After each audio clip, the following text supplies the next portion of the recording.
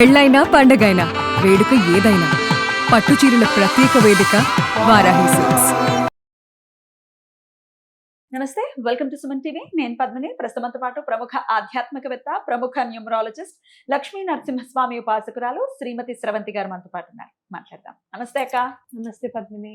అక్క, వారాహి నవరాత్రులు వచ్చేస్తున్నాయి. జూలై 15వ తారీఖు నుంచి వారాహి నవరాత్రులు మొదలు కాబట్టి వారాహి దేవిని అసలు ఏ ఏ సమస్యల నుంచి అధిగమించడం కోసం అమ్మవారిని కొలవచ్చు, రకరకాల వాళ్ళు రకరకాలుగా చెప్పడం వల్ల కొన్నేళ్ళు అంటే 2-3 ఏళ్ళు అమ్మవారి ఆరాధన చేసి అమ్మ వద్దన్నారండి అని చెప్పేసి ఫోటోలు తీసుకెళ్లి చెట్ల దగ్గర పెట్టేసిన వాళ్ళు కూడా ఉన్నారు. ఎటువంటి పరిస్థితులు దారితీస్తుంది ఇది? సాత్వికంగా అమ్మవారిని ఎట్లా కొలుచుకోవచ్చు? ఇవన్నీ ఒక్కసారి మీ ద్వారా తెలుసుకోవాలనుకుంటున్నాను, చెప్తారా? తప్పకుండా చెప్తాను పద్మిని. ఒక్క క్వశ్చన్ అడుగుతాను. నువ్వు 10th క్లాస్ తోనే చదువు ఆపేసేయాలనుకుంటావా, లేకపోతే ఇంటర్మీడియట్ చదువుదాము, కొంచెం డిగ్రీ చేద్దాం, కొంచెం ఎంఫిల్ చేద్దాం, పిహెచ్డి చేద్దాం అని అనుకుంటావా? అనుకుంటాం, ఒక్కొక్క మెట్టు ఎక్కాలనుకుంటాం కదా. అట్లాగే ఆధ్యాత్మికతలో కూడా కొంచెం ముందుకెళ్ళాలి అనుకున్నప్పుడు ఫస్ట్ మనకి పరిచయం చేసేది సాత్విక దేవతలు, విఘ్నేశ్వరుని చక్కగా, అలాగే మళ్ళీ ఈ పార్వతీ పరమేశ్వరుని, సీతారాములని, అవునా, ఆంజనేయ స్వామిని, అట్లా మనకి సాత్వికంగా మనం ముందుకెళ్తాం. ఈ దైనందిన జీవితంలో మనకి ఎలాంటి సమస్యలు ఉన్నా కూడా తొలగింపజేసేది ఈ సాత్విక దేవత. వాళ్ళకి దండం పెట్టుకుంటే సరిపోతుంది. కొన్ని సమస్యలు ప్రారబ్ధ కర్మలు అంటే క్రితం జన్మ నుంచి వచ్చినవి ఉంటాయి. మరి అలాంటప్పుడు ఏం చెయ్యాలి? ఆ కర్మని కూడా శాసించగలిగేది దత్తాత్రేయ స్వామి. కాబట్టి దత్తాత్రేయ స్వామి దగ్గరికి రావాలి, పూజ చేసుకోవాలి, ఒక గురువుని ఎన్నుకోవాలి. ఆ గురువు వల్ల మనం ముందుకెళ్ళడానికి ప్రయత్నం చేయాలి. మరి ఇంకా ఏమన్నా ఉందా ఈ ప్రపంచంలో, ఈ సృష్టిలో మనకి ఇంకా ఏం తెలియంది ఏమన్నా ఉందా? ఇంకా ఎలా ముందుకు వెళ్ళాలి, అసలు సృష్టి ఎలా జరిగింది, అసలు మూలం ఏమిటి, ఇంకా బాగా తెలుసుకోవాలి అని అనుకుంటే గనక దశ మహావిద్యల్లోనే భాగంలోనే అలాగే మళ్ళీ సప్తమాతృకలు లలిత అమ్మవారు ఉన్నారు. అసలు లలిత అమ్మవారి దగ్గర విఘ్నేశ్వరుడు ఎందుకు అక్కడ అలా కింద కూర్చుని ఉంటాడు? అసలు వెనకాల సదాశివుడు ఏమిటి అలా హాయిగా నిద్రపోతున్నారు ఎందుకు అనేది మనం తెలుసుకోవాలి అని అనుకుంటే గనక, అంటే 10th వరకు ఆగిపోవడం కాదు, నువ్వు ఏ పిహెచ్డీనో చెయ్యాలి అని అంటే ఇవన్నీ కూడా నీకు అవసరము అని చెప్పుకోవచ్చు అనమాట. అమ్మ చాలా క్రోధం అమ్మకి అని అంటే, మరి సైన్యాధ్యక్షురాలు ఎలా ఉండాలి? ఏమండి, మా సార్ ఉన్నారు, మా మ్యాథ్స్ సార్ చాలా స్ట్రిక్ట్గా ఉంటారండి మా తెలుగు టీచర్ కంటే అని చెప్తాం మనం. మ్యాథ్స్ సార్ స్ట్రిక్ట్ గానే ఉండాలి, లాంగ్వేజెస్ అర్థమైతే వచ్చేస్తాయి. మ్యాథమెటిక్స్ అట్లా కాదు కదా, అవునా కాదా? అంటే మనం ఎప్పుడూ కూడా అమ్మవారిని చాలా ఉగ్రస్వరూపిణిగా మనం పరిగణించకూడదు. కాశీలో మేము ఇట్లానే చూస్తామండి అని అంటే ఆ విషయం సరిపోతుంది నీకు. అంతేగా నువ్వు మొత్తం వెళ్ళిపోతే నీకేదో అయిపోతుంది, కిందకి వెళ్ళిపోయారు, వాళ్ళు చచ్చిపోయారు, వద్దంటే వెళ్ళారు. నేను ఇవన్నీ వింటూ ఉంటాను. అది ఎంతవరకు నిజమేమో నాకైతే తెలియదు, కానీ వెళ్ళింది చచ్చింది ఎందుకంటే వద్దంటే వినకుండా వెళ్ళింది. ఇక్కడ అమ్మవారి ఎనర్జీ నీకు ఎంత అవసరమో అంతే. నీకు ఇన్వర్టరే పెట్టుకోవాలి, నువ్వు ట్రాన్స్ఫార్మర్ పెట్టుకోకూడదు, అవునా కదా? అయితే అమ్మవారిని మామూలుగా ఇంత నుంచే చూడొచ్చు అంటే ఆ ఎనర్జీనే నీకు సరిపోతుంది చక్కగా. ఇప్పుడు గాణగాపురంలో మనకి చిన్న కిటికీలోంచే చూస్తాం, ఆ ఎనర్జీ చాలా మనకి. అలాగే కృష్ణుడిని కూడా మన కిటికీలోంచి చూస్తాం ఉడిపిలో. మరి ఆయన ఉగ్రుడైపోయాడు అక్కడ. ఆయన ఎంతో దయామయుడు. కనపడకపోతే రానివ్వకపోతే, భక్తుడిని రానివ్వకపోతే, ఇదిగో నేను ఇక్కడ ఇటువైపు తిరుగుతున్నా అని చెప్పి తిరిగిపోయాడు ఆయన. బాబా, అంత దయామయుడు, అంత కరుణామయుడు. పరిగెట్టుకుంటూ రాలేదా కుచేలుడు కోసం? భగవంతుడిని ఎప్పుడు కూడా ఉగ్రముగా అనేది మాట్లాడకూడదు. ఎవరైతే ఉగ్రంగా అన్నారో మరి లక్ష్మీనరసింహ స్వామిని ఎట్లా పూజించమంటారు? ఇంకోటి చెప్తున్నా, వాళ్ళందరూ ఎవరైతే చెప్పారో సాయిబాబా ని పూజించకూడదని చెప్పారో, బలానా వల్ల నాకు బుద్ధి వచ్చిందండి, ఆయన గురించి నాకు బాగా తెలిసొచ్చిందండి, ఆయన ఇంత మహిమాన్వితమైన శక్తి అని నాకు తెలియకపోయిందండి, నేను లెంపలేసుకుంటున్నాను, ఐఎమ్ సారీ అని చెప్పింది వాళ్ళే. రేపు పొద్దున్న నేను ఇదే మాట మీద వారాయి అమ్మవారి గురించి కూడా మీరు పూజించవచ్చు అని చెప్పి వాళ్ళ నోటి నుంచే వింటారు, ఖచ్చితంగా బాధపడతారు, అయ్యో మేము వెళ్ళి తీసుకెళ్ళి పెట్టామని చెప్పి. సరే, ఇప్పుడు వారాయి అమ్మవారిని ఎందుకు పూజించాలి అని అంటే గనక, మనకున్న సమస్యలు చిన్నవి కాదు అని అన్నప్పుడు, అంటే ఏమండి వీళ్ళు సంతకం పెడితే అయిపోతుందండి ఈ పని అని అనుకున్నప్పుడు మనం సంతకాలు పెట్టించేసుకుంటాం. ఒక మినిస్టర్ లెవెల్లో కావాలి అని అనుకున్నప్పుడు ఆ మినిస్టర్ దగ్గరికే వెళ్ళాలి మనం. అవునా కాదా? మనకున్న సమస్యలు లీగల్ డిస్ప్యూట్స్ ఉన్నాయి. ఎవరన్నా ఒకళ్ళ పోలీసు దాంట్లో ఇరుక్కున్నారు అనుకోకుండా, ఎలా వస్తారు వాళ్ళు బయటికి? వారాహి అమ్మవారి శక్తిని, అంతటి శక్తిని పూజిస్తే గాని ఆ ప్రాబ్లం నుంచి ఈజీగా బయటికి రారు.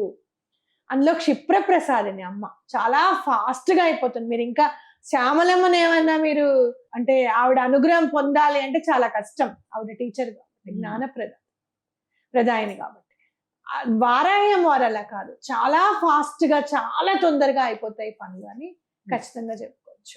మరి అమ్మవారిని ఎలా పూజించుకోవాలి? 9 రోజులు లేదా మధ్యలో 3 రోజులు, ఆఖరి 3 రోజులు కూడా చేయొచ్చా? వీలుని బట్టి ఆఖరి రోజు చేసుకోవచ్చు, మొదటి 3 రోజులు చేసుకొని మళ్ళీ ఆఖరి రోజు చేసుకోవచ్చు. మీరు ఎంత చేస్తే అంత, పిండి కొద్ది రొట్టె అన్నట్టు అమ్మవారి అనుగ్రహం మీరు ఎంత చేస్తే అంత. అమ్మవారి ఫోటో చక్కగా, చిత్రపటం చక్కగా పెట్టుకొని అమ్మవారికి పసుపు కుంకలు సమర్పించి చక్కగా పూజ చేసుకోండి. అలాగే అమ్మవారికి దీపం చెప్పాను నేను, చిలకడ దుంప అంటే చాలా ఇష్టం అమ్మవారికి. పూజ కూడా మీరు ఎక్కువ ఆర్భాటమక్కర్ల, పంచ పూజలు చేసుకుంటే చాలా మంచిది. లేదు అంటే వారాహి అమ్మవారి పూజా విధానం అని దొరుకుతుంది బుక్, చక్కగా స్తోత్ర నిధి వాళ్ళది ఉంటుంది. అది తీసుకొని మీరు చక్కగా అమ్మవారికి పూజ చేస్తే కూడా చాలా మంచిది. చాలా బాగా కలిసి వస్తుంది ఆ పూజ చేస్తే. ఆ స్తోత్ర నిధిలో అంటే 16 పంచోపచార పూజ చేస్తే చాలా మంచిది. పొద్దున్న చేయమంటారా, రాత్రి చేయమంటారా? సాయంత్రమే చేయాలి అమ్మవారికి. సాయంత్రం 7:30 తర్వాత, అట్లీస్ట్ 6:30 తర్వాత స్టార్ట్ చేసుకోవచ్చు అనమాట. పంచోపచార పూజ చేయొచ్చు, షోడశోపచార పూజ కూడా చేసుకోవచ్చు. చిలకడ దుంప నైవేద్యంగా పెట్టమంటారా? ఉడకబెట్టిన చిలకడ దుంపలు గనక నైవేద్యంగా పెడితే అమ్మవారికి చాలా ఇష్టం. ఉడకబెట్టని చిలకడ దుంపలు పెట్టి అమ్మవారికి దీపం పెడితే ఇష్టం. ఎలా? చిలకడ దుంప, ఒక బంగాళదుంప, పెట్టనివి దీపానికి ఉపయోగించుకోండి. బీట్రూట్, క్యారెట్, అట్లాగే చిలకడ దుంప, రాడిష్, ముల్లంగి, ముల్లంగి, ఈ 5 పెట్టి చక్కగా మధ్యలో దీపం పెడితే అమ్మవారికి చాలా ఇష్టం. అవి నెక్స్ట్ డే తీసుకెళ్లి గోవుకి పెట్టడం అనేది కూడా మంచిది చేయాలి. ఆలుగడ్డ కూడా పెట్టచ్చా? పెట్టచ్చు. ఆలుగడ్డ, కంద దీపం సెపరేట్ గా పెడతాము. కంద దీపం కంద దీపం పెడితే కూడా చాలా మంచిది. లాస్ట్ టైం నేను ఒకళ్ళు కంద దీపం పెట్టుకుంటామండి అని, కందని అమ్మవారిగా పెట్టుకొని పూజించచ్చా అంటే, నీకు కావాలంటే పూజించమ్మా అని చెప్పాను. కందని తీసుకొచ్చి పెడితే అది చక్కగా వారాహి అమ్మవారి లాగా వచ్చాయి. కళ్ళు చక్కగా, మూతి అన్ని 9 రోజులు పూజించారా? 9 రోజులు పూజించారు. దాన్ని మళ్ళీ 3 రోజులు అయ్యేసరికి ఆ షేప్ వచ్చేసింది. ఆ అమ్మాయి వెళ్ళి చక్కగా వస్త్రం తీసుకొచ్చింది.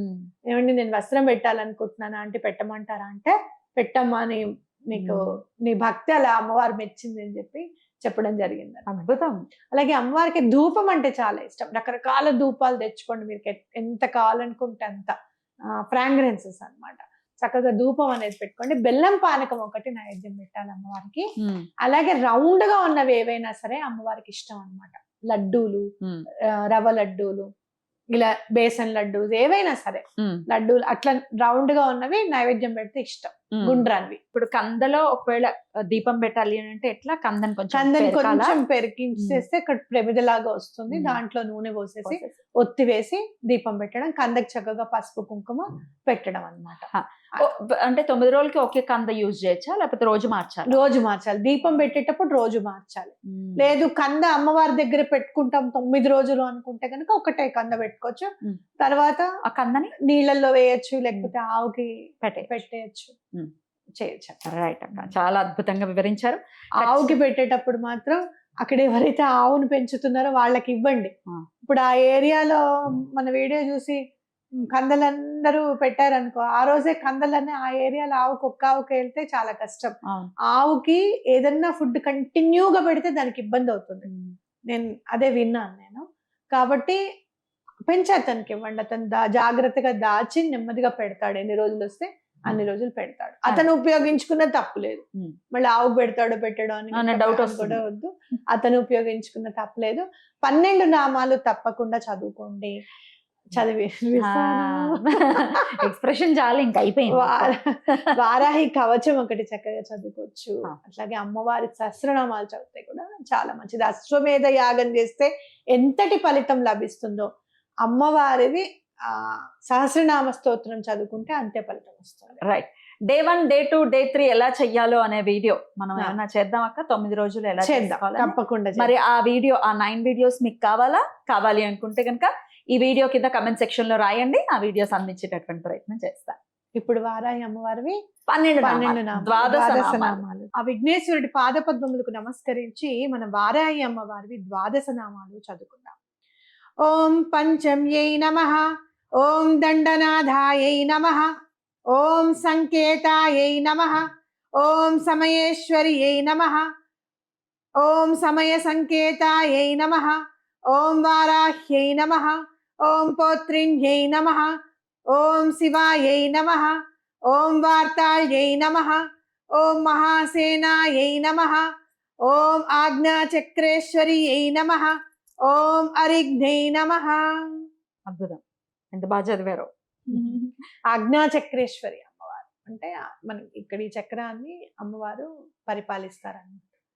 అమ్మవారిని గనుక పూజిస్తే ఈ కింద చక్రాలన్నీ కూడా క్లెన్స్ అయిపోయిన తర్వాత ఇది కూడా క్లెన్స్ అవుతుంది.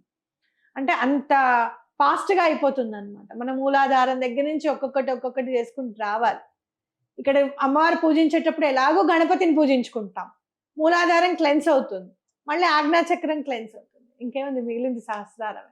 అంటే అన్ని కష్టాలు తీరుతాయి నెమ్మదిగా అనేది మనం గుర్తుపెట్టుకోవాలి. బ్యూటిఫుల్ అక్క, చాలా చక్కగా వివరించారు. ఖచ్చితంగా అందరూ అమ్మవారిని ఆశ్రయించి వారి సమస్యల్ని త్వరితగతిన ఆ సమస్యల నుంచి బయటపడాలని మనస్ఫూర్తిగా కోరుకుంటూ కృతజ్ఞతలు అక్క. నమస్తే.